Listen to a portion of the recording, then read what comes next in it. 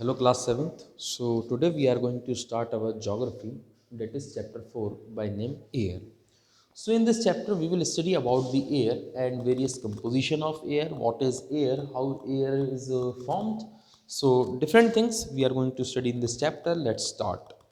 Our earth is surrounded by a huge blanket of air called atmosphere. हमारी अर्थ जो है वो एक ह्यूज ब्लैंकेट से, ब्लैंकेट कहते हैं कंबल को, ठीक है ना, हवा के एक ब्लैंकेट से कवर है जिसे हम एटमॉस्फेयर कहते हैं।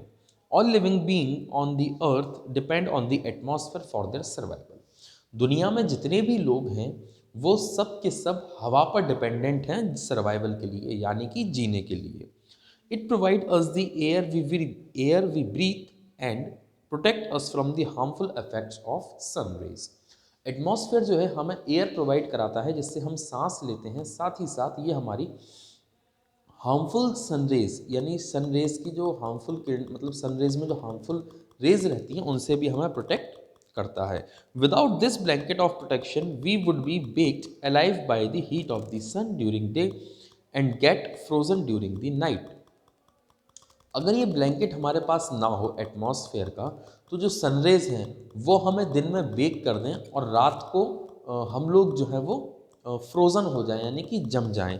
सो that's how important atmosphere is for us. So it is this mass of air that has made the temperature on the earth livable. ये एटमॉस्फेयर की वजह से ही है कि हमारा जो टेम्परेचर है वो रहने लायक अर्थ पे हो चुका है। अगर ये एटमॉस्फेयर नहीं होता तो हम रहने लायक नहीं होते। Second is composition of atmosphere, यानी कि एटमॉस्फेयर किन किन चीज़ों से बना है, कितनी कितनी चीज़ों से बना है, ये हम आपको बताते हैं, ठीक है। Do you know that air we take in while breathing is actually a mixture of many gases. क्या आपको पता है जो सांस हम लेते हैं, सांस लेने के दौरान, तो उसके अंदर कई सारी गैसेस जो है मिक्स रहती हैं। Nitrogen and oxygen are two gases which make up the bulk of the atmosphere, यानी कि एटमॉस्फेयर में सबसे ज़्यादा अगर कोई गैसेस हैं तो वो हैं नाइट्रोजन और oxygen. These two gases are in bulk in atmosphere. Atmosphere में सबसे ज़्यादा जो गैसेस हैं वो यही हैं। Carbon dioxide, helium, ozone, argon and hydrogen are found in lesser quantity. Carbon dioxide, argon, hydrogen और जो अदर गैसेस हैं वो बहुत कम क्वांटिटी में हमें देखने को मिलती हैं। Apart from these gases, tiny dust particle are also present in the air. अगर हम इनकी बात करें इन गैसेस के अलावा, तो एटमॉस्फेयर में छोटे छोटे डस्ट पार्टिकल भी मौजूद रहते हैं। The pie chart gives you the percentage of different constituents of air. जो पैराग्राफ के साइड में पाई चार्ट दिया हुआ है वो हमें बताता है कि एटमॉस्फेयर में कितने कितने परसेंट किस गैस का कंपोजिशन, यानी कितने कितने परसेंट गैस है, ठीक है ना। तो हम देखेंगे नाइट्रोजन जो है वो 78% है, ऑक्सीजन 21% है, कार्बन डाइऑक्साइड 0.03% है, आर्गन 0.93% है और बाकी जो गैसेज हैं वो 0.04% है, ठीक है ना। Nitrogen is the most प्लेंटिफुल gas in the air. सबसे ज़्यादा अगर कोई गैस एटमॉस्फेयर में है तो वो है nitrogen. We take some amount of nitrogen in to our lungs and exhale it. हम अपने जब हम सांस लेते हैं तो हम अपने लंग्स के अंदर नाइट्रोजन का काफ़ी सारा अमाउंट ले जाते हैं, बट उसमें से ऑक्सीजन को ले लिया जाता है और नाइट्रोजन को रिलीज कर दिया जाता है, वापस छोड़ दिया जाता है, ठीक है ना। But plants need nitrogen for their survival. लेकिन प्लांट्स को नाइट्रोजन जो है सर्वाइवल के लिए ज़रूरी है। They can not take nitrogen directly from the air. वो नाइट्रोजन एयर से डायरेक्टली नहीं ले सकते। Bacteria that live in the soil and roots of some plants. कोई बैक्टीरिया जो प्लांट्स में के रूट्स में रहते हैं, take nitrogen from the air and change its form so that plant can use it. तो जो इंसेक्ट्स वगैरह, बैक्टीरिया वगैरह रहते हैं, तो वो क्या करते हैं कि वो नाइट्रोजन को डायरेक्टली एयर से लेते हैं और उसको चेंज कर देते हैं जिससे कि प्लांट उसको यूज़ कर सके। Oxygen is the second most प्लेंटिफुल gas in the air. Nitrogen के बाद अगर हम बात करें तो ऑक्सीजन वो गैस है जो सबसे ज़्यादा एटमॉस्फेयर में अवेलेबल है, प्रेजेंट है। Human and animals take oxygen from air as they breathe. Human और एनिमल्स जो हैं वो डायरेक्ट एटमॉस्फेयर से ऑक्सीजन लेते हैं क्योंकि वो ब्रीथ करते हैं। Green plants produce oxygen during photosynthesis, और जो ग्रीन प्लांट्स हैं वो फोटोसिंथेसिस होता है ना, तो उस प्रोसेस के दौरान जो है वो कार्बन डाइऑक्साइड को यूज़ करते हैं और ऑक्सीजन को रिलीज करते हैं। In this way oxygen content in the air remains constant, और इस वजह से जो ऑक्सीजन का जो मात्रा है वो बैलेंस रहती है। Carbon dioxide is another important gas. Green plants use carbon dioxide to make their food. Carbon dioxide जो है अनदर इंपॉर्टेंट गैस है सर्वाइवल के लिए, और वो जो है हाँ, carbon dioxide another important gas. Green plants use carbon dioxide to make their food and release oxygen. Green plant जो है कार्बन डाइऑक्साइड को अपने खाना बनाने के लिए यूज़ करते हैं और ऑक्सीजन को रिलीज करते हैं। ठीक है ना। The amount of carbon dioxide released by humans और animals seems to be equal to the amount used by plants which make the perfect balance. जितना हम लोग अपनी सांस लेकर ऑक्सीजन का यूज़ करते हैं, उतनी ही जो प्लांट्स है वो कार्बन डाई का यूज़ करके ऑक्सीजन को रिलीज कर देती है, तो बैलेंस जो है वो बना रहता है। They eat billions of tons. However the balance is upset by burning of fuels, लेकिन जो ये बैलेंस है ये फ्यूल जलाने की वजह से डिसबैलेंस होता जा रहा है, such as coal and oil.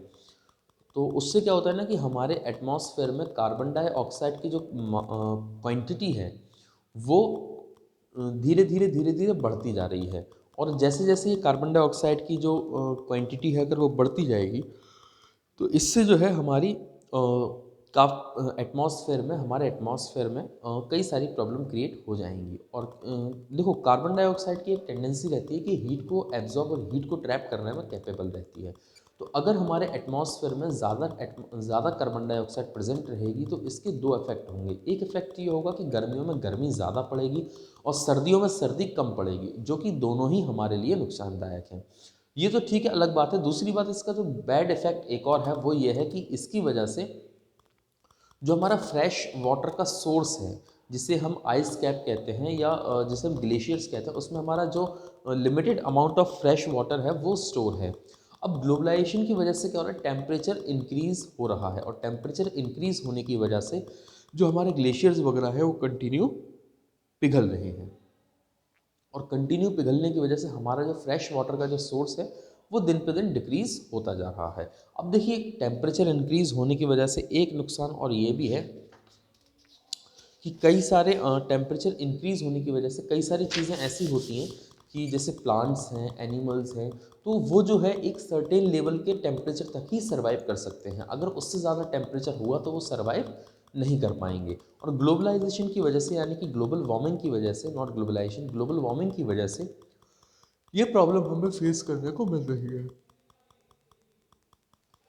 कि कई सारे जो हमारे एनिमल्स वगैरह हैं वो टेम्परेचर इंक्रीज़ की वजह से एक्सटिंक्ट होते जा रहे हैं। That's another problem for us which create a very harmful problem for ecosystem. ठीक है, now we talk about structure of atmosphere. ठीक है ना, स्ट्रक्चर ऑफ एटमॉस्फेयर की हम बात करते हैं।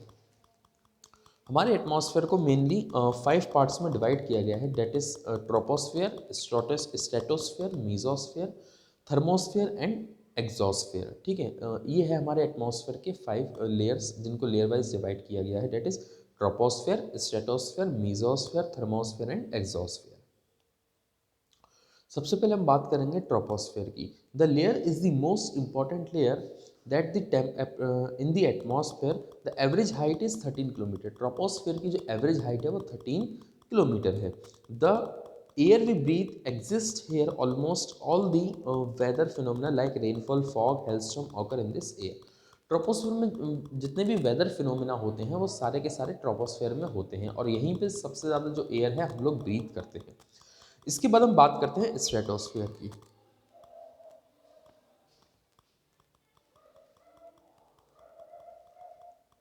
Yes, we have talk about stratosphere. Above the troposphere के अबव जो है स्ट्रेटोस्फेयर है, lies the stratosphere. It extend at to the height of 50 kilometre. ये जो है 50 किलोमीटर की ऊंचाई तक का होता है। The layer is almost free from clouds and associated weather phenomena making condition most ideal for the flying aeroplane.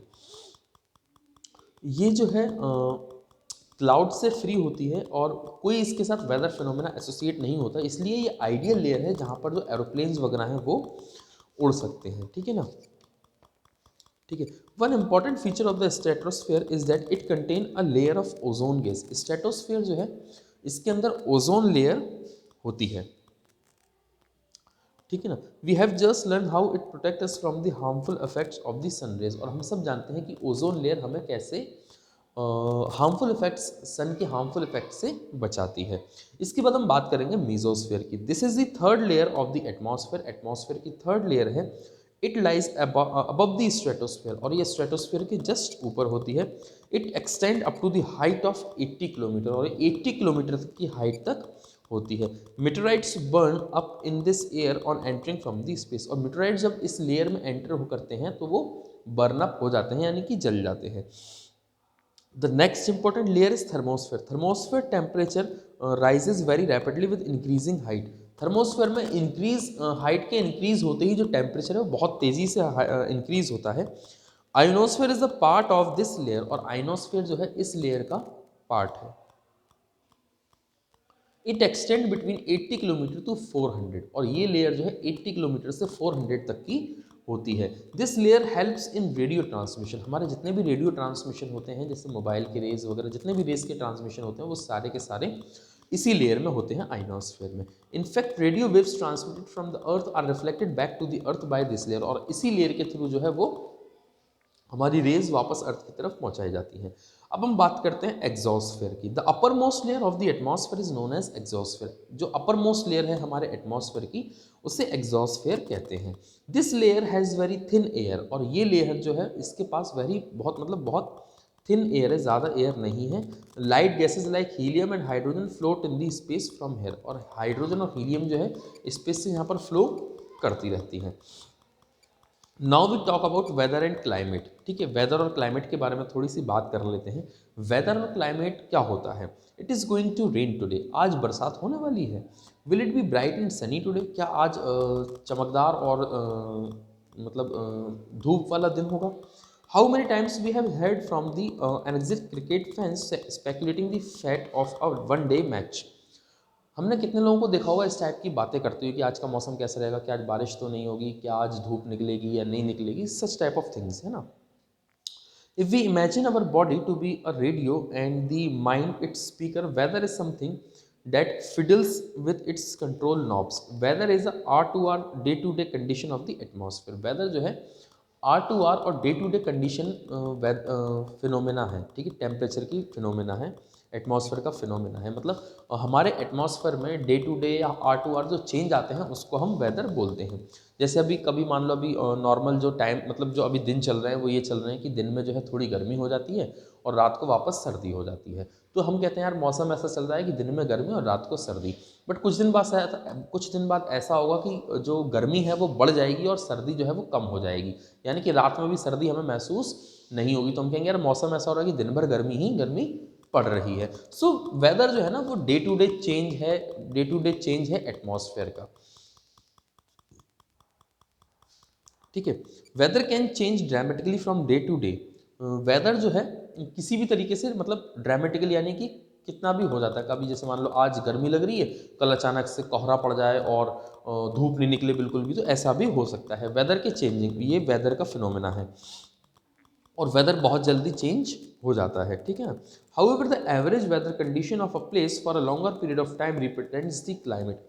अब किसी जगह की बहुत लंबे समय तक की जो एवरेज वेदर कंडीशन है, एवरेज वेदर कंडीशन मतलब एक लंबे समय तक पिछले कई टाइम से, जैसे मान लो अगर हम इंडिया की बात करें तो हम देखें कि पिछले कई सालों से, कई 100 सालों से जो है इसका मौसम ऐसा चल रहा है कि मार्च से लेके जून तक गर्मी पड़ती है, जुलाई से लेके अक्टूबर तक बरसात पड़ती है और नवंबर से लेके फरवरी तक जो है सर्दी पड़ती है। सो ये हमारे वहाँ का क्लाइमेट है। ठीक है, इसे हम अपने वहाँ का क्लाइमेट कहते हैं क्योंकि पुराने पिछले कई 100 सालों से हमारे पास यही पैटर्न चल रहा है। ठीक है ना।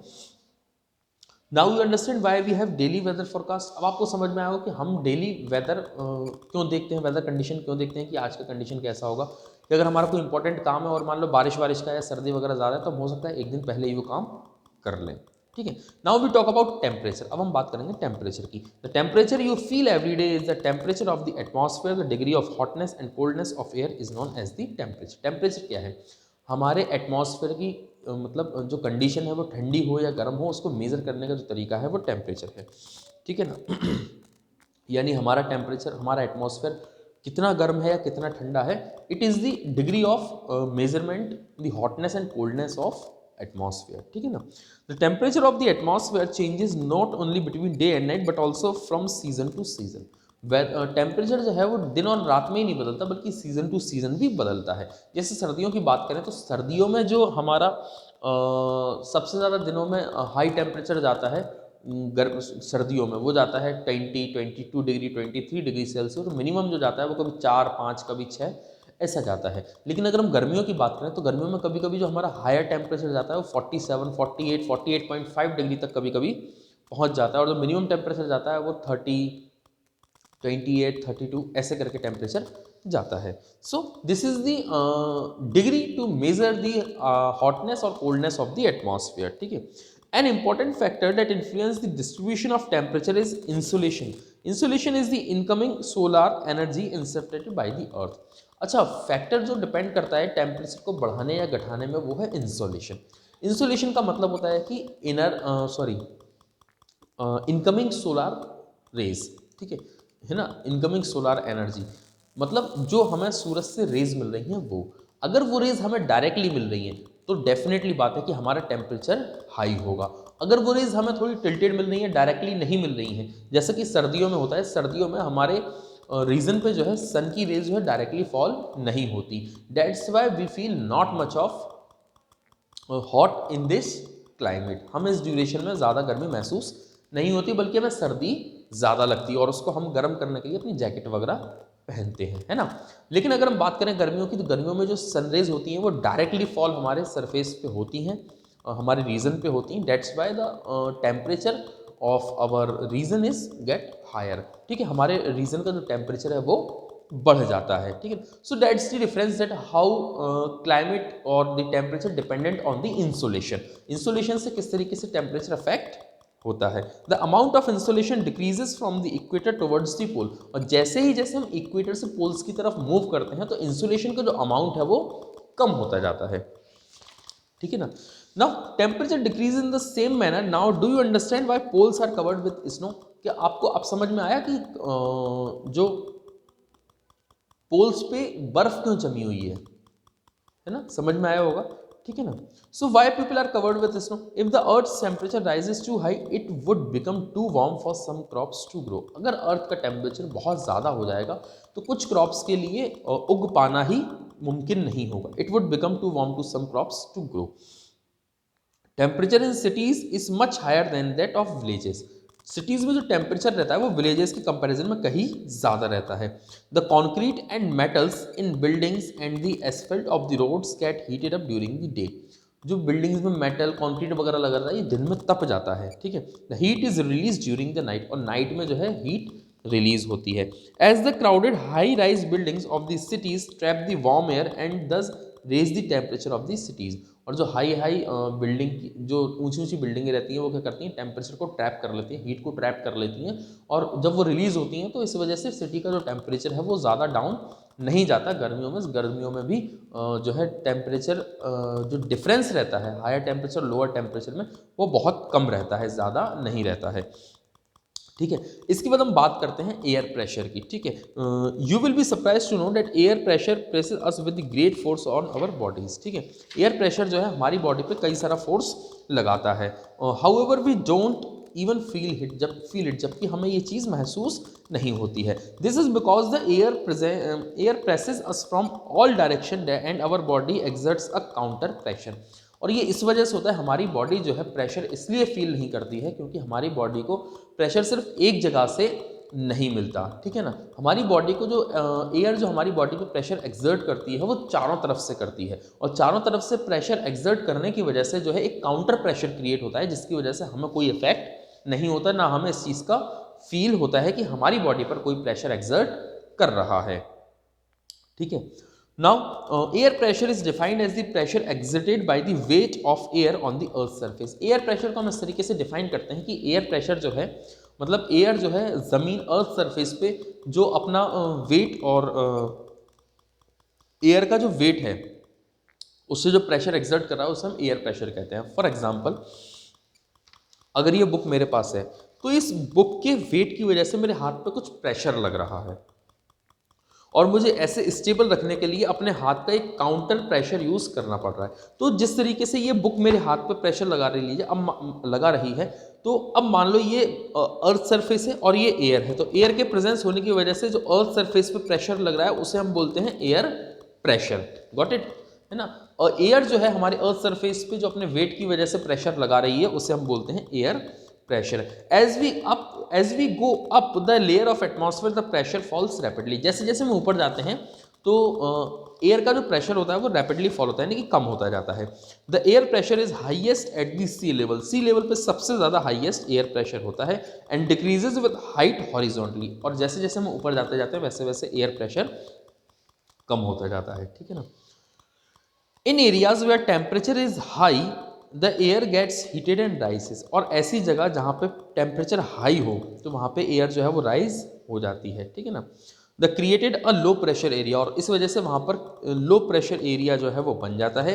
लो pressure is associated with the cloudy skies and wet weather. और जहाँ पर लो प्रेशर रहता है वहाँ पे आसमान जो है वो बादली हो जाता है, बादल बादल हो जाते हैं और वहाँ पर बारिश होने के चांसेस हो जाते हैं, गीले वेदर होता है। इन एरिया हैविंग लोअर टेम्परेचर, ऐसा एरिया जहाँ पे कम टेम्परेचर है, the air is cold it is therefore heavy. और हवा जो है वो कोल्ड होती है और हैवी होती है, ठीक है ना। Heavy air sinks and creates a high pressure area. Heavy जो एयर रहती है वो हाई प्रेशर एरिया क्रिएट करती है। High pressure is associated with the clear and sunny skies. और हाई प्रेशर की वजह से साफ और सुथरा जो है मौसम होता है और ब्राइट मौसम होता है, यानी कि सूरज निकलता है, किरणें वगैरह आती हैं, बढ़िया रोशनी होती है। The air always moves from high pressure to low pressure. Air जो है हमेशा हाई प्रेशर से लो प्रेशर की तरफ मूव करती है, ठीक है। Now we talk about wind. The movement of air from high pressure area to low pressure area is called wind. कभी भी हाई प्रेशर एरिया की तरफ से जब लो प्रेशर एरिया की तरफ एयर मूव करती है then it is called wind, और उसे विंड कहा जाता है। You can see wind at work as it blows dry leaves down the pavement और uproots trees during a storm. जब हाई प्रेशर की तरफ से लो प्रेशर की तरफ मूव करती है एयर, तो जितना हाई प्रेशर और लो प्रेशर का डिफरेंस होगा उतनी ही विंड तेज होगी। और विंड के तेज होने कभी कभी इतनी तेज होती है कि वो पेड़ों को उखाड़ देती है और कच्चे मकानों की जो छतें और छप्पर डले रहते हैं उनको भी उखाड़ देती है, ठीक है ना। You must have experience it is not easy to hold an umbrella on windy day. जिस दिन हवा तेज चल रही है उस दिन छाते को होल्ड करना आसान नहीं होता, क्योंकि हवा का प्रेशर जो है छाते को उड़ाने की कोशिश करता रहता है। Think of some other examples when strong winds have created. और ऐसे कुछ एग्जाम्पल देखें जब कभी तेज हवा चल रही होती है, ठीक है। Now we talk about wind can be divided into 3 types. Wind को जो है 3 टाइप्स में डिवाइड किया गया है या कर सकते हैं, that is permanent wind, seasonal winds, local winds. The trade winds westerlies and easterlies are the permanent winds. Trade winds जिनको हम वेस्टर्लीज या ईस्टर्लीज भी कहते हैं वो परमानेंट विंड्स रहती हैं। These blow constantly through out the year in a particular direction. और ये जो है थ्रू आउट द ईयर पूरी साल एक ही डायरेक्शन में फ्लो होती हैं। इसके बाद हम बात करते हैं seasonal winds. These winds change their direction in different season, for example monsoon in India. ये जो विंड्स रहती हैं ये थोड़े टाइम बाद साल में कई बार अपना डायरेक्शन चेंज करती हैं। जैसे कि इंडिया में मानसून जो है हमारे इंडिया में बारिश जो होती है वो एयर की विंड की वजह से होती है। विंड अपने साथ मॉइस्चर लेकर आती है, फिर वो जो है कन्वेक्शनल रेनफॉल यहाँ पर होता है। जब बारिश होती है तो वो किसकी वजह से होती है? विंड की वजह से। तो ऐसी विंड्स जो कि चेंज हो जाती हैं थोड़े टाइम बाद, अपने डायरेक्शन को चेंज कर लेती हैं, उन्हें हम बोलते हैं सीजनल विंड्स। इसके बाद आती हैं local winds. These winds blow only during a particular period of the day. मतलब ये जो विंड होती है दिन में किसी एक टाइम चलती हैं, ठीक है ना। जैसे कि गर्मियों में लू हो गई, ठीक है ना, और सी ब्रीज या लैंड ब्रीज, ये इसके एग्जाम्पल हैं सीजनल लोकल विंड्स के। So this is the broad division of wind. Wind के ब्रॉड डिवाइडेशन है, इसमें डिवाइड कर सकते हैं, ठीक है। इसके बाद हम बात करेंगे मॉइस्चर, ठीक है।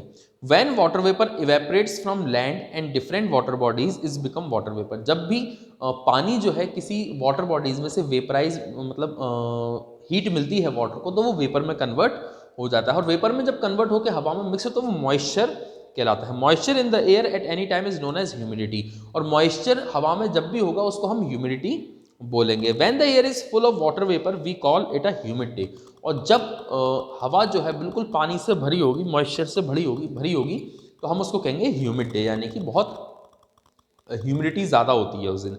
As the air gets warmer, और हवा जो है वो गर्म हो जाती है, its capacity to hold water vapour increases and so it become more and more humid, और गर्म हवा होने की वजह से उसकी जो वाटर को होल्ड करने की कैपेसिटी होती है वो बढ़ जाती है, और इस वजह से ह्यूमिड जो है वो ज़्यादा ह्यूमिड एयर जो है ज़्यादा ह्यूमिड हो जाती है। On the humid day clothes take longer to dry and sweat our body does not evaporate easily, और जिस दिन उमस होती है उस दिन हमारे कपड़े जो है सूखने में ज़्यादा टाइम लगाते हैं, और हमारी बॉडी में से जो स्वेटिंग होती है वो भी इतनी जल्दी से वेपराइज नहीं होती, और हमें बहुत ज़्यादा अनकंफर्टेबल फील होता है। When the water vapour rises, जब भी वाटर वेपर जो है राइज होता है, इट स्टार्ट्स कूलिंग, और वो ठंडा होना शुरू हो जाता है। The water vapour condenses causing formation of water droplet, जैसे ही वाटर वेपर कंडेंस होता है तो वो ड्रॉपलेट्स फॉर्म करने लगता है। Clouds are just masses of such water droplets, और बादल जो है वो ऐसी वाटर ड्रॉपलेट्स के मासेस, यानी कि कई सारी वाटर ड्रॉपलेट्स जब इकट्ठा होती हैं तो वो